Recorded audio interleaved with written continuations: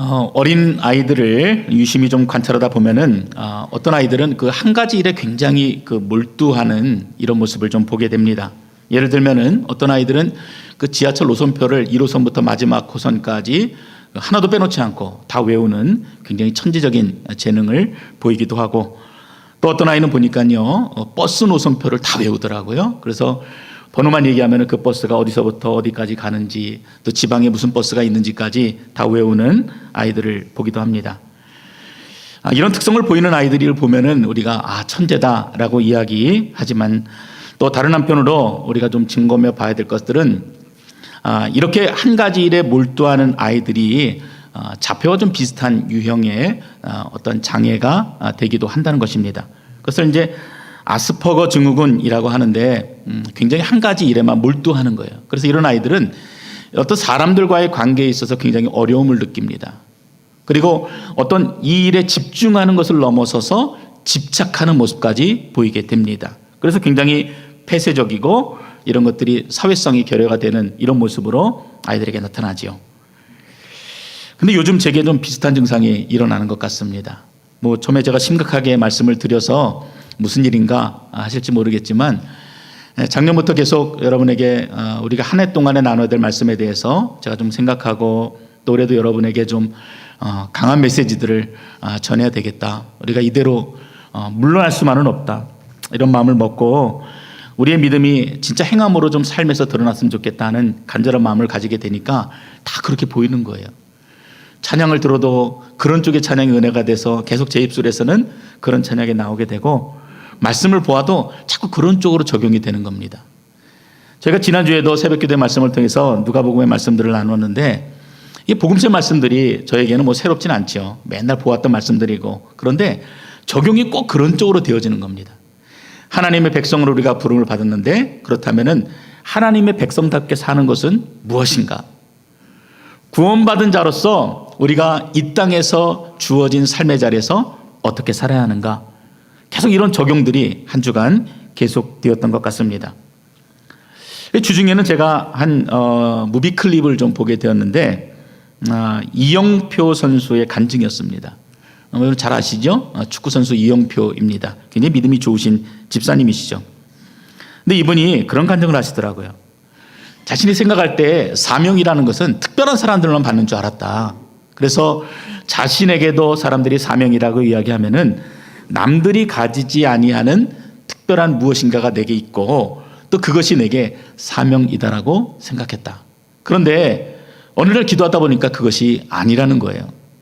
하나님 나를 부르신 자리가 아빠의 자리, 또 남편의 자리, 또 오빠나 형의 자리로 부르셨는데, 그 자리에서 내가 충성을 다하는 것, 그것이 내게 맡겨진 진실한 사명이다. 이런 간증을 그분이 하시는 겁니다. 그래서 이게 웬만한 목사님보다 훨씬 낫네 하는 이런 마음이 들었습니다. 여러분, 우리가 계속해서 나눠야 될 말씀들이 아마 이런 말씀들이 되어질 것 같아요. 우리가 분명히 구원을 받았으면은 이 구원의 모습들이 삶에서 분명하게 드러나고 나타나야 되는데, 우리가 그렇지 못하다는 것이죠. 어쩔 때는 믿지 않는 사람보다도 더 도덕적이지 못하고, 믿지 않는 사람들보다도 행동이 더 바르지 못하고, 오히려 입으로만, 입술로만 내가 믿는다라고 얘기하는 경우들이 훨씬 더 많기 때문에 그렇습니다. 물론 제가 이런 메시지를 지속적으로 마음에 담고 있다 보니까 그런 메시지들이 더 잘 들리고 더 잘 보이는 것도 있습니다. 근데 제가 가만히 생각해 보면은 제가 그동안에 이런 메시지에 대해서 얼마나 무감각하게 살았나, 이것들이 계속 저에게 깨우쳐지는 것입니다. 저에게 있어서 지난 시간을 뒤돌아보면은 사람이 좀 복음을 듣고 그리고 구원을 받는 일, 그러니까 마음으로 믿어서 의에 이르고 입으로 시인하여 구원하는 일, 그 전도하고 사람들에게 예수를 믿게 하는 일 가운데 참 젊음의 시간들을 다 보냈다고 저는 생각했습니다.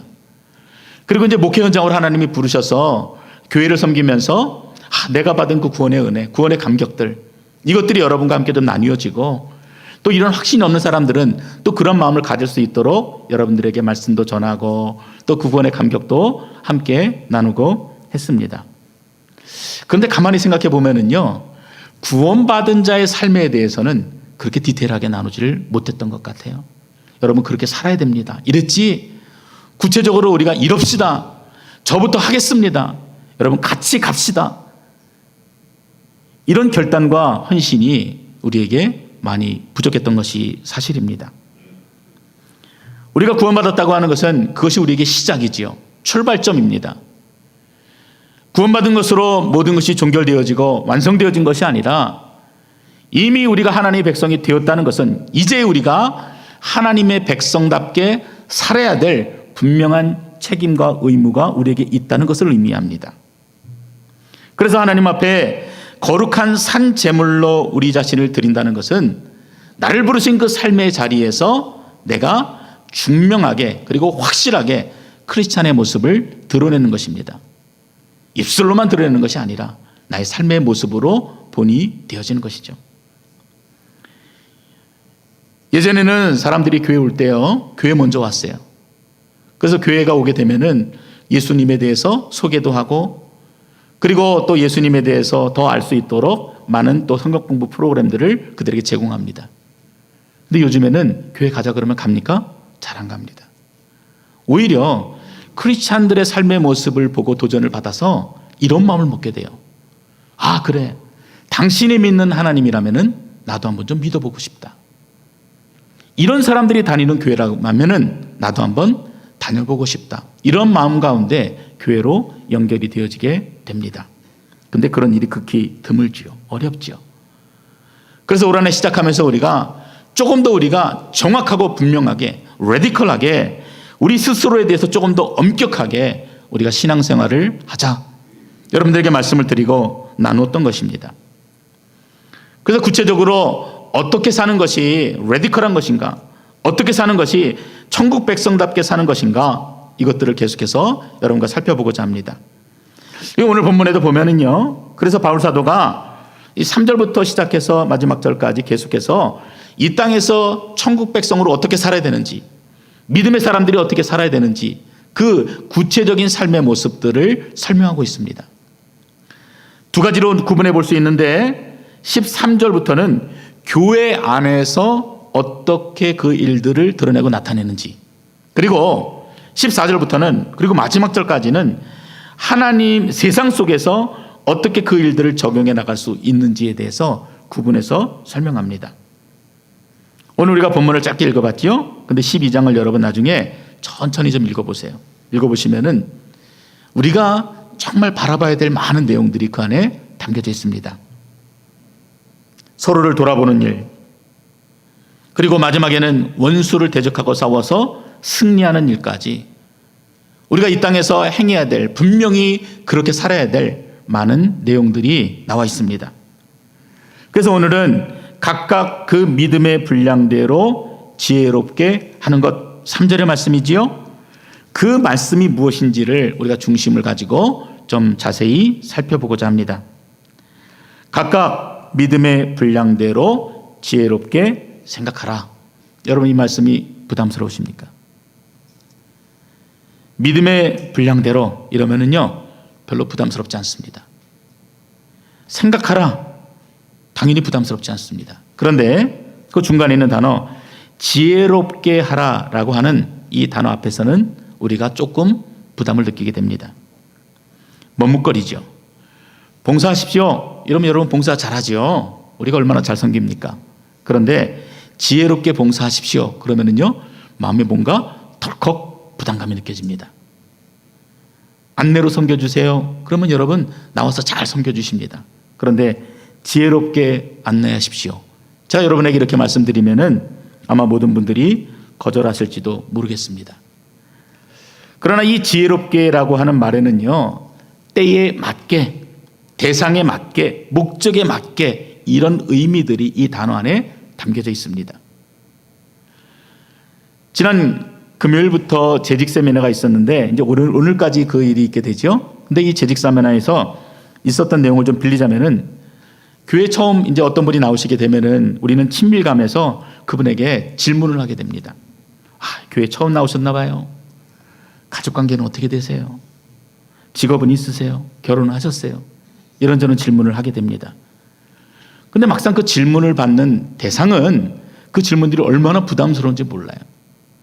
그냥 편안하게 교회 나와서 좀 어떤가 둘러보러 왔는데, 아니 사람을 앉혀놓고 호구조사를 하고 그리고 얘기하고 싶지 않은 내용까지 얘기하도록 사람을 만드니 그 마음이 얼마나 부담이 되겠습니까? 이것은 상대방이 정말 어렵게 만드는 지혜롭지 못한 질문들이 되어지는 것입니다. 한 자매님이 성경 공부를 하면서 마태복음에 나오는 이 예수님의 족보에 대해서 같이 말씀을 읽고 묵상하게 되었습니다. 근데 여러분이 아시는 것처럼 그 내용은 누가 누구를 낳고 누가 누구를 낳고 이런 내용이에요. 근데 한 자매님이 이 성경 공부를 하다가 그 리더에게 이 말씀은 너무 저에게 부담이 된다고, 그러니 이 말씀이 지나간 다음에 다시 합류하게 해달라고 그렇게 얘기를 하는 것입니다. 왜 그러냐면 이 자매님은 오랫동안 아기를 가지지 못해서 거기에 대한 마음의 큰 상처를 가지고 있었기 때문입니다. 그러니 당연히 부담스럽겠지요. 그런데 만약 이런 분들이 교회에 처음 나오셨는데 아기는 있으세요? 몇 학년이에요?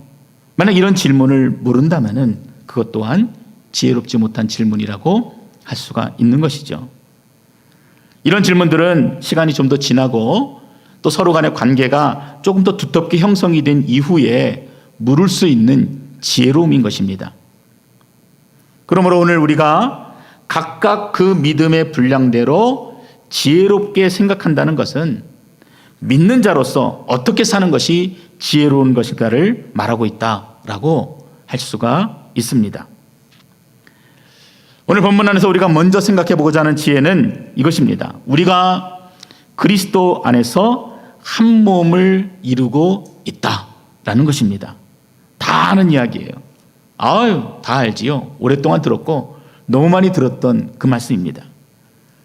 우리 4절과 5절을 우리 함께 좀 읽어보겠습니다. 4절과 5절의 말씀입니다.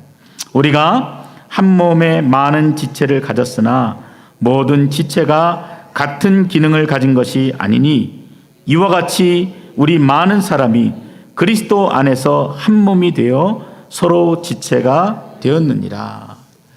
우리가 몸이 있지요. 그리고 몸에 각 지체가 있습니다. 근데 다른 기능을 각각 하고 있어요.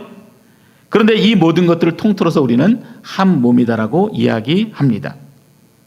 그런데 오늘 본문에는 단서가 붙어 있습니다. 우리가 한 몸이지만 그리스도 안에서 한 몸을 이루고 있는 사람들이라는 것을 말합니다. 여기에는 중요한 두 가지 인식이 필요합니다. 하나는 우리가 서로 다르다는 것이에요. 그리고 또 하나는 그럼에도 불구하고 우리는 한 몸이라는 이 두 가지 인식이 우리에게 필요합니다. 우리는 흔히 교회를 그리스도의 몸이라고 합니다. 그리고 우리 각자는 그 몸에 붙어 있는 지체입니다. 그래서 어떤 사람은 눈이 되기도 하고 어떤 사람은 손이 되기도 하고 신체의 모든 부위 하나하나가 자신의 고유한 기능을 가지고 있는 것처럼 우리 모두가 할 수 있는 능력이나 맡겨진 역할이 각각 다르다는 것입니다. 그렇게 부름을 받은 것이에요. 그래서 그렇게 부름을 받은 사람들이 한 몸을 이루고 있는 것이 바로 교회입니다. 왜 지체마다 다른 기능을 갖고 있습니까? 각각 다른 기능을 가진 사람들이 모여야 온전한 한 몸을 이룰 수 있기 때문에 그럽니다. 구체적으로 6절 이하에 보면은 그래서 각 지체들이 받은 은사가 다르다. 이렇게 이제 설명하고 있는 거예요. 어떤 은사들을 소개합니까? 어떤 이는 예언하는 은사를 받았다. 어떤 이는 섬기는 은사를 받았다. 어떤 이는 위로하는 것으로, 어떤 이는 구제하는 것으로, 어떤 이는 다스리는 것으로, 어떤 이는 긍휼을 베푸는 것으로 각각 은사를 받았다.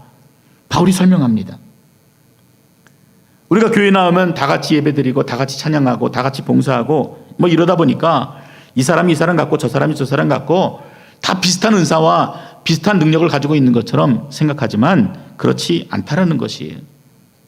우리의 생김새가 다 다르고 우리 지문이 다 다른 것처럼 하나님이 각자에게 주신 독특한 은사, 탤런트가 있다는 것입니다. 그래서 본문은 이 은사를 그래서 지혜롭게 사용할 것에 대해서 이야기하고 있습니다. 자, 여러분들에게 6절부터 8절의 말씀을 새 번역으로 다시 한번 좀 읽어드리겠습니다.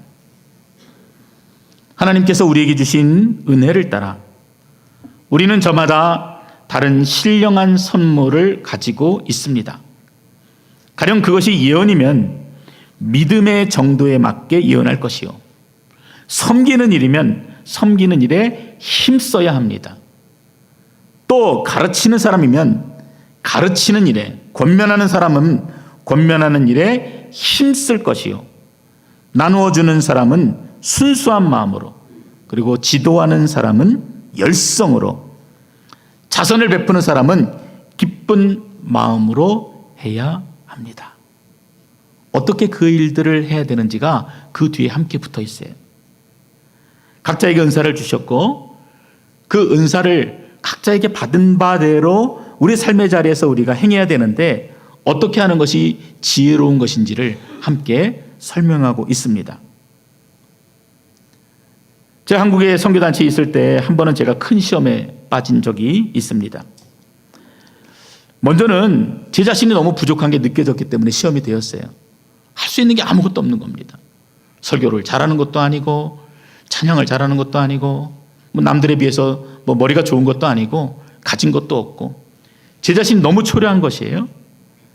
근데 그런 마음을 가지고 제가 주변을 둘러보니까 함께 사역을 하고 있는 한 50명, 60명 되는 지체들이 다 진짜 초라하게 보이는 것입니다. 진짜 오합지졸들처럼 보이는 것이에요. 음향 공부는 전혀 해보지도 못한 엔지니어가 음향을 조절하고 있고, 어떤 자매는 워십 댄스를 추고 있는데요. 여러분, 이건 제가 좀 성장하는 단계에 있었을 때 느꼈던 거예요. 자매가 미워 보이는 거예요. 아니, 좀 저렇게 무거운 자매들은 좀 안 했으면 좋겠는데, 그런 교만한 마음들이 제 마음에 막 드는 겁니다. 한 달 동안 열심히 드라마를 준비해서 올리는데요, 그 드라마에 나오는 그 한 사람 한 사람이 진짜 왜 이렇게 못나 보이는지, 그리고 왜 이렇게 표현은 잘 못하는지, 심지어는 설교하는 목사님도 마음에 안 드는 겁니다. 그때 그 목사님이 충청도 분이셨어요. 좀 빨리 좀 얘기했으면 좋겠는데 천천히 얘기하시면서 답답하게 얘기를 하는 겁니다. 야, 진짜 이런 오합지졸들이 다 모여있는데 여기에 무슨 선한 일이 일어날 것인가 라고 생각하니까 마음이 눌리고 답답했던 것입니다. 그런데 어느 날 제가 사역 현장에 나갔을 때 제가 좀 보게 된 것이 있습니다. 이 전문적이지 못한 엔지니어는 진짜 온몸이 땀으로 절일 정도로 충성스럽게 그 일들을 감당하고 있는 것이에요. 그리고 부족한 자들이 사역을 하기에 앞서서 함께 모여서 2시간, 3시간 눈물로 하나님 앞에 기도하는 모습을 본 것입니다. 별 볼 일 없는 그 한 사람 한 사람이 그 각자 부르신 그 자리에서 너무도 훌륭하게 그 역할들을 감당하고 있는 것이 제 눈에 보인 것입니다.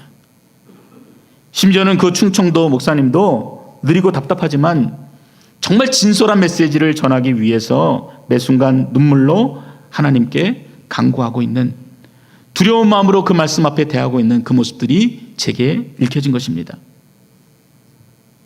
이 내용들을 오늘 본문대로 좀 표현한다면은 각자가 자기에게 맡겨진 사명들을 지혜롭게 감당하고 있었던 것입니다. 그 순간 제 굳어진 마음의 문이 열리기 시작했습니다. 그리고 정말 불가능할 것처럼 여겨졌던 구원의 역사가 그 현장에, 그 자리에 뜨겁게 임하는 것들을 제가 확인하게 되었습니다. 믿는 자들은 믿는 자대로 깨어지고, 교회에 처음 나온 사람들도 두 손을 들고 예수님을 나의 구주로 영접하는 기적 같은 일들이 그 현장에 일어났습니다. 근데 이런 일들은 제가 한두 번 경험한 것이 아니라 이 부족한 자들이 같은 마음을 가지고 하나님께 예배하고 또 사람들을 섬기기 시작했을 때 그 현장들마다 동일하게 나타나는 반복된 일들이었습니다. 그때 제가 깨달은 말씀이 있죠. 스가랴 선지자에게 주셨던 말씀입니다. 바벨론 포로 귀환의 대역사를 책임지고 있었던 사람이 이 스룹바벨이라는 사람이었는데, 막상 그 예루살렘을 복구하는 일 가운데 마음대로 되어지지 않는 것이에요. 답답하지요. 내가 리더십인데, 내가 부름받았는데 내 뜻대로 내 능력대로 되어지지 못하는 것을 보니까 마음이 상해 있는 것입니다. 그래서 무기력하고 주눅 들어 있을 때 하나님 이렇게 말씀하세요. 만군의 여호와가 말씀하시되 이는 힘으로 되지 아니하고 이는 능력으로 되지 아니하고 오직 나의 영으로 되느니라. 저는 이제까지 내 힘으로 무엇인가 할 수 있다고 생각했는데 내 능력으로 우리 단체가 가진 그 힘으로 사역의 결과들을 이루어 간다라고 생각하고 있었는데 그것이 잘못되었음을 깨닫게 된 것입니다. 여러분, 무엇이 결과를 보게 합니까? 무엇이 영광을 드러내게 합니까? 하나님의 능력이 그것들을 보이고 나타내는 것입니다. 성령의 능력이에요. 아니, 그분만으로만 가능하다는 것을 말씀하고 있는 것입니다. 우리가 만들어낸 어떤 프로그램도 아니고 개개인이 가지고 있는 특별한 재능도 아니고 그것이 재정이든 조직이든 어떤 단체나 교회가 가진 능력이 아니라 오직 성령님께서 그 사역을 이루어 가시는 것입니다. 그 순간 모든 것이 이해가 되어졌어요. 그렇구나. 나는 그냥 단지 도구구나. 내가 무엇인가를 할 수 있어서 이 자리에 부름받은 것이 아니라 하나님이 이 자리에 바로 그 자리에 나를 사용하시기 위해서 이렇게 부족해도 하나님이 나를 부르신 것이구나. 그것이 이해가 되어졌습니다. 그것도 어느 때나 만능으로 쓰일 수 있는 도구가 아니라 그 모양 그때에 필요하게끔 만들어진 특별한 도구임을 깨닫게 된 것입니다. 도구는 자신의 권리나 다른 특별한 기능을 주인에게 요구할 수가 없습니다. 그러나 각자 쓰임대로 제때에 올바르게 사용되어질 때 그것이 사람들에게 안식을 줄 수 있는 좋은 집이 되기도 하고 또 힘차게 달릴 수 있는 좋은 차가 되기도 하는 것입니다. 여러분, 은사는 그런 것이에요. 부족한 자들이 한 몸을 이루어서 정말 온전함을 드러내기 위해서 하나님이 우리 각 사람에게 주신 특별한 은혜입니다. 목적이 무엇이라고 그랬습니까? 하나님께서 우리로 하여금 한 몸이 되게 하셨고 또 목적이 무엇이라 했습니까? 이 일들을 통해서 온전히 하나님 앞에 영광이 되도록 하기 위해서 이 은사를 우리에게 주셨다. 그렇게 말씀하고 있는 것이에요. 개개인의 잘남을 드러내기 위함도 아니고 우리 공동체가 가지고 있는 힘을 사람들에게 과시하는 것도 아니고 오직 하나님 앞에 영광이 되게 하기 위하여 우리에게 그 귀한 은사들을 각각 다른 모습으로 선물로 주셨다는 것입니다. 어떤 집사님은 좋은 음식 솜씨와 함께 섬김의 은사를 주셨습니다. 그렇다면 그 이유가 무엇이겠습니까? 자신을 드러내고자 함도 아니고 먼저는 그 섬김을 통해 교회가 한 몸이 되어지는 것이고 그리고 그 섬김을 통해 하나님께 영광이 되어지는 것입니다. 섬김의 목적이 달라지는 것이에요. 내가 교회에 나와서 봉사하는 목적이 달라지는 것입니다. 그러나 그 은사가 주신 목적과 다르게 사용되면은 아무리 뛰어난 재능으로 멋진 결과들을 만들어낸다 할지라도 교회는 어려워집니다. 오히려 그 섬김으로 인해서 사람들이 상처를 받고 교회를 떠나는 일들을 우리가 많이 보지 않습니까? 때로는 설교자의 달변이 하나님의 영광을 가립니다. 성악가의 멋진 찬양이 그저 하나의 노래로 귀점만을 때리는 것을 우리는 이미 너무도 많이 보아왔습니다. 특히 자신이 방언을 하고 예언을 한다면서 스스로를 드러내는 사람들 치고 자가 겸손한 사람을 보지를 못했습니다. 이것은 받은 은사를 지혜롭게 사용하지 못하는 것이에요. 특히 이 예언에 대해서는 우리가 조금 더 보아야 하는데 이 예언이 무엇이냐라고 하는 것에는 크게 두 가지 대립적인 견해가 있습니다. 하나는 개혁주의적인 입장인데 성경 66권으로 예언이 종결되었다라고 보는 것입니다. 이제는 하나님의 말씀을 깊게 깨닫고 그 말씀을 많은 사람들에게 가르쳐주고 또 하나님의 나라의 아름다운 꿈을 예언하는, 이게 이야기하는 것이 예언이라고 봅니다. 그래서 하나님 말씀을 잘 깨닫고 잘 가르치는 사람은 이런 예언의 은사를 받았다라고 볼 수가 있는 것이죠. 그리고 또 다른 견해는 예언을 그냥 문자 그대로 해석하는 것입니다. 그래서 미래에 일어날 일들을 이야기하고 여전히 하나님께서 계시로 말씀해 주신다고 믿는 것입니다. 저는 이제 예언이 종결되었다라고 생각합니다만 특별한 계시를 말씀하시는 분들의 견해도 조금은 열어두어야 한다고 그렇게 봅니다. 이 어느 책에서 소개하는 예를 들어보면요, 우리나라가 일본과 합방을 하고 나서 약 30년이 흘렀습니다. 일본은 전쟁에서 점점 불리해지니까 자꾸 한국 교회를 조이기 시작했습니다. 지도자들을 잡아다 가두고 강제로 일본 천황에게 신이라고 고백하고 절하게 했습니다. 그러니까 많은 성도들이 얼마나 어려웠겠어요.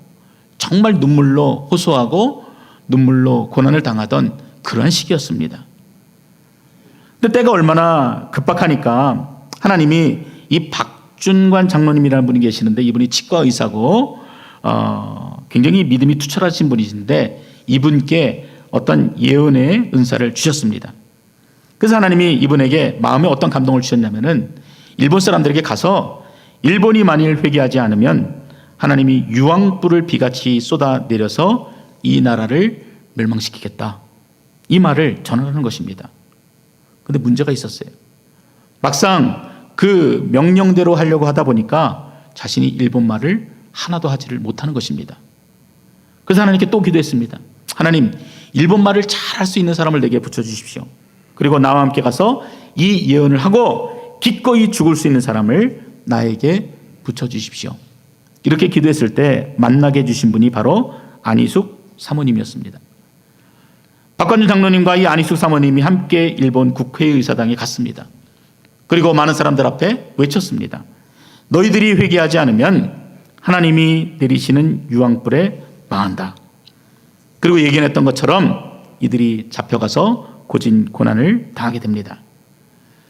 그런데 이 예언이 얼마나 기가 막히게 맞아 떨어졌습니까?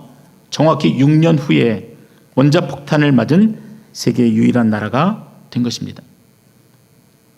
이와 같이 때로는 특별한 시기에 특별한 장소에 하나님의 은혜를 부어주시기도 합니다. 하지만 지난 2000년 동안에 우리에게 기억될 만한 예언이나 예언자가 없었다는 것도 여러분 아주 신중하게 생각해 보셔야 합니다. 나무 뿌리를 잡고 간절히 기도한다고 하나님이 주시는 것 아니에요. 40일 금식 기도한다고 미래가 보이는 그런 일들이 결코 은사가 될 수 없다는 것입니다. 그러므로 개혁된 교회, 구원받은 하나님의 백성들이 사모해야 될 것이 무엇입니까? 이미 예언된 이 말씀을 더 사모하고 더 사랑하는 겁니다. 더 읽고 이 말씀 안에서 무엇이든지 겸손하게 말하는 것에 순종하는 것입니다. 교회의 머리 되신 예수 그리스도와 하나님 나라의 영광을 위해서 성령이 알게 하시고 그리고 확신을 갖게 하신 것을 말하는 것으로 우리가 만족하는 자가 되어야 하는 것입니다. 가끔씩 다가와서 이렇게 말하는 사람들이 있지요. 하나님이 이렇게 말하라고 했다, 이런 분들 말입니다. 예전에는 하나님이 당신과 결혼하라 그랬습니다, 이렇게 다가오는 사람들도 있었습니다. 여러분, 이런 사람들은 그냥 무시해버리세요. 상종할 가치도 없습니다. 내가 들은 것이 나의 유익을 위함인가, 아니면은 몸된 교회와 그리스도를 위함이냐, 우리가 생각해 본다면은 누구라도 쉽게 구분할 수 있는 내용이기 때문에 그렇습니다. 우리 베들교회를 한번 보시기 바랍니다. 정말 다양한 사람들이 한 몸을 이루고 있지 않습니까? 어쩜 이렇게 독특한지, 어쩜 이렇게 특별한지, 재능도 다르고 성격도 다르고 무엇 하나 비슷한 것이 없을 정도로 다양합니다. 하나님께서 왜 우리를 이렇게 베델 공동체에 함께 모아놓았다고 생각하십니까? 맞습니다. 하나님의 영광을 나타내기 위함이에요. 우리 각자는 정말 보잘것없을지도 모르겠지만 세상 사람들에게 하나님의 공동체가 얼마나 은혜 충만한 생명의 공동체가 될 수 있는지 하나님이 나타내시기 위해서 이 보잘것없는 사람들을 이 자리에 모아 놓은 것입니다. 그러므로 이제 우리 안에 작지만 함께 실천해야 될 세 가지 내용들을 여러분과 나누고 오늘 말씀을 마무리하고자 합니다. 먼저는 여러분, 서로의 다름에 대해서 인정하실 수 있기를 바랍니다. 나하고 이 사람하고 다르다는 거예요. 내 마음 같지 않아요. 내 생각 같지 않습니다. 여러분이 그것을 인정하지 못하면은 그 모습이 어떻게 우리 안에 드러나게 되냐면은 이 사람을 흉보는 것으로 드러내게 됩니다. 그래서 이 사람의 부족을 지적하게 되고요. 그리고 뒷담화하는 것으로 드러나게 됩니다. 이것을 다른 말로 하면은 교만이라고 하지요. 나와 다름을 비난할 것이 아니라 그 사람의 독특함을 인정해 줄 수 있는 여러분이 되시기 바랍니다. 두 번째는 공동체 안에 있는 다양성을 인정하는 것입니다. 얼마 전에 제가 한 분의 전화를 받았습니다. 요즘 교회 나오기가 너무 힘들다는 것이에요. 모이면은 한국의 정치 이야기만 하고, 그래서 그분들의 의견에 동조하지 않으면은 마치 자신이 빨갱이가 되는 것처럼 그렇게 느껴진다는 것입니다. 자신의 의견이 존중받기를 원한다면은 상대방의 의견에 대해서도 존중할 수 있어야 합니다. 민주주의의 특징이 무엇입니까? 다양성이죠. 그리고 소수의 의견이 다수에 의해서 무시되거나 묵살되지 않고 존중되어져야지만 그것이 진정한 민주주의가 되는 것입니다. 교회 공동체 안에서 소외되는 자가 없는지 여러분이 늘 돌아보셔야 합니다. 서로의 다름을 존중하고 오히려 예수님처럼 소수자를 껴안고 함께 가는 것이 진정한 교회의 모습인 것입니다. 마지막으로 머리를 기억하라는 것입니다. 아무리 지체가 제 역할들을 잘 감당하고 전체가 유기적으로 돌아간다 할지라도 머리 대신 예수 그리스도가 빠진다면 그것은 결코 교회가 될 수 없습니다. 몸은 머리의 디렉션을 정확하게 따라야 돼요. 그리고 각 지체들도 각각 머리가 내리는 명령을 따라서 바르게 행하게 될 때 그 신체 각각의 움직임을 통하여 원하는 결과들을 내올 수가 있는 것입니다. 목사가 머리가 아니에요. 오직 그리스도만이 우리의 머리가 되십니다. 그리스도를 기억하지 않는 예배는 예배가 아닙니다. 그분을 기억하며 일주일을 사모함으로 기다리는 것이에요. 일찍 나와서 예배자로 준비하는 것입니다. 그리고 예배를 마치고 다시 삶의 자리로 돌아갔을 때도 그 머리 대신 예수 그리스도를 기억하면서 철저한 통제를 받는 자가 참된 예배자의 모습이 될 수가 있는 것입니다. 사랑하는 성도 여러분, 예수 그리스도의 이름으로 권면합니다. 각각 믿음의 분량대로 지혜롭게 사시기 바랍니다. 교회 안에서 사람들을 만나고 대화를 하고 행동할 때 여러분 지혜로운 자가 되셔야 합니다. 내게 주신 은사가 내게는 보잘것없이 보일지라도 내게 주신 그 특별한 은사를 교회가 한 몸을 이루고 머리 대신 그리스도를 높이는데 기꺼이 즐거움으로 사용하실 수 있기를 바랍니다. 겸손함으로 사용하시고 그리고 진실함으로 한 주간 승리하시기를 주의 이름으로 축원드립니다.